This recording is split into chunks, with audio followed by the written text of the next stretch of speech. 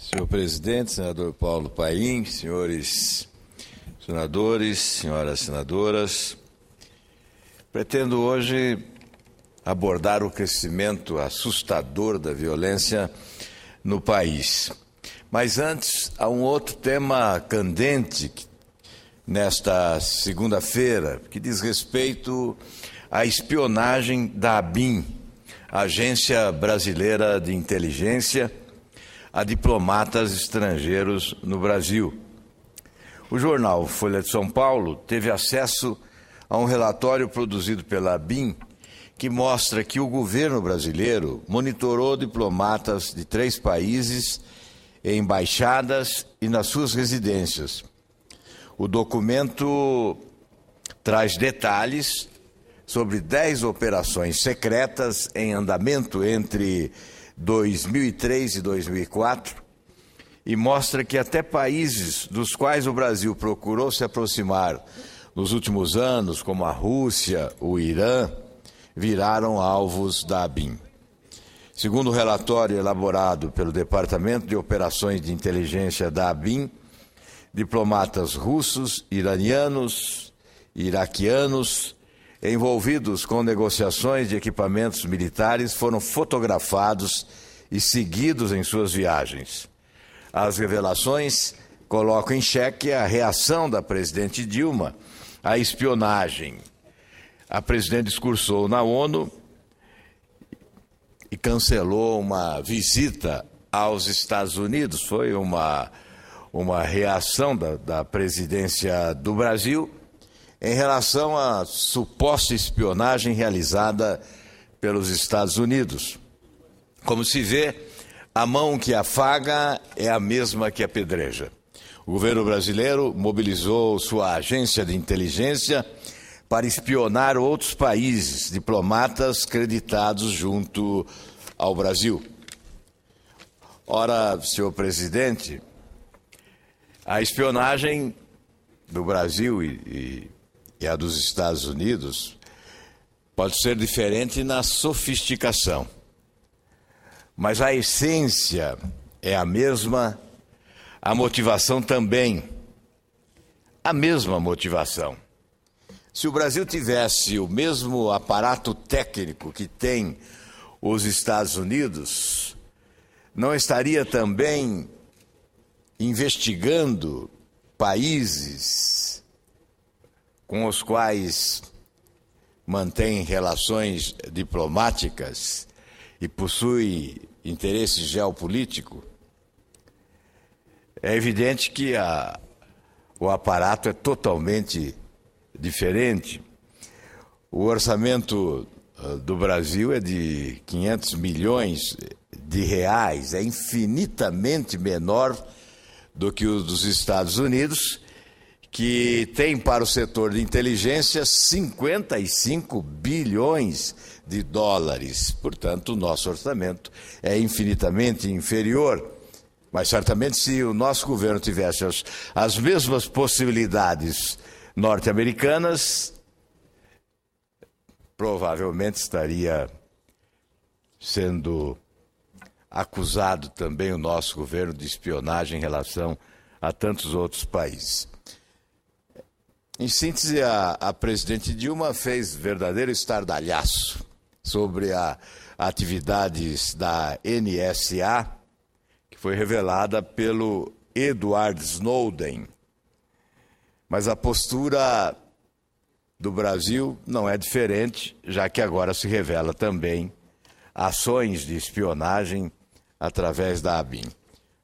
Creio que a postura da presidente Dilma não tenha sido adequada, portanto, já que o nosso país não tem autoridade nesta hora para fazer acusações tão fortes como fez, se adota a mesma posição em relação a outros países. O que é preciso destacar, senhor presidente e senhores senadores, é que nós temos que adotar uma postura em relação a outros países que guardem uma relação com a coerência. O nosso governo acusou os Estados Unidos de espionar a Petrobras, mas não adiou o leilão de Libra. À época, a insinuação é de que a Petrobras estava sendo espionagem em função do anúncio do leilão que se efetuaria. Foi contraditório, portanto, o nosso governo. Acusa de espionagem com objetivos escusos outro país, mas não suspende o leilão. Portanto, não acreditava tanto assim no êxito daquela espionagem. E nós temos agora esse outro episódio. Mas, senhor presidente, esta é uma questão que nos traz à tribuna para o registro, mas o objetivo de hoje é fazer abordagem sobre a criminalidade crescente que assusta o povo brasileiro. A violência cresceu assustadoramente e os dados da criminalidade estão sendo enviados pelas secretarias de segurança das 27 unidades da Federação para o Anuário Estatístico do Fórum Brasileiro de Segurança Pública, mostrando que no ano passado os homicídios cresceram 7,6% em relação a 2011. O total de assassinatos é o maior da série histórica desde 2008. 50.108 casos no Brasil em 2012, incluindo homicídios dolosos, que foram 47.136, assaltos seguidos de morte, 1.810, e lesão corporal seguida de morte, 1.162. O país registrou taxa de 25,8 homicídios por 100 mil habitantes. Os dados completos do anuário, uma encomenda da Secretaria Nacional de Segurança Pública, devem ser anunciados amanhã. O jornal Estado de São Paulo é que obteve com exclusividade esses números dos crimes da situação do sistema carcerário. Conforme revelado pelo jornal, os estados do Norte e Nordeste seguem liderando o ranking de homicídios no Brasil. Alagoas, com 61,8 casos por 100 mil habitantes, apesar de estar no primeiro lugar no ranking, registrou redução de 14%. O Pará subiu para a segunda colocação com 44 por 100 mil, seguido por Ceará, 42,5, Bahia 40,7 e Sergipe 40 por 100 mil.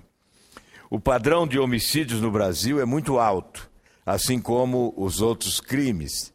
Isso mostra como não conseguimos enfrentar o problema da criminalidade urbana. Mostra a necessidade urgente de reformas nas polícias para melhorar as investigações e o policiamento ostensivo. É um assunto que precisa ser enfrentado com coragem, ou o Brasil não vai conseguir reverter esse quadro, segundo o sociólogo Renato Sérgio de Lima, do Fórum Brasileiro de Segurança Pública. Os dados ainda revelam que as lacunas no sistema de segurança nacional, no entanto, ficam evidentes ao se comparar a situação brasileira com a de outros países do mundo. Ao mesmo tempo em que encarcera demais, não parece conseguir diminuir as taxas de criminalidade. Segundo os dados do anuário, o Brasil tem atualmente 515.482 presos, o que o coloca em quarto lugar no ranking daqueles com maior população prisional do mundo.